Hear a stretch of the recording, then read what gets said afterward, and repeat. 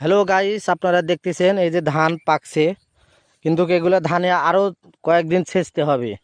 অথচ আমরা তেল ব্যাগরে সেচতে পারতেছি না, কারণ আমরা খোলা বাজার থেকে 150 টাকা লিটার তেল পাচ্ছি না। ওভাবে তাও পাচ্ছি না, 2-1 লিটার করে পাচ্ছি। পাম্পে গেলে তেল দিচ্ছে না, 500 টাকা তেল দেয়, তাও 2 দিন 3 দিন সিরিয়াল ধরে ধরে একদিন পাওয়া যায়। ওই তেল দিয়ে একদিন পানি সেচা হয় না।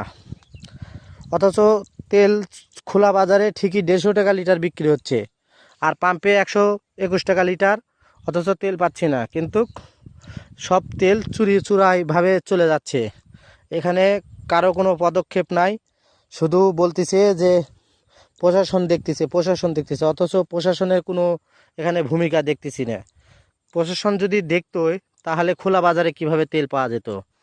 আপনারা সবাই কমেন্টে জানাবেন যে কিভাবে খোলা বাজারে তেল আসতেছে, আর খোলা বাজারে তেলের দাম কেন এত বেশি।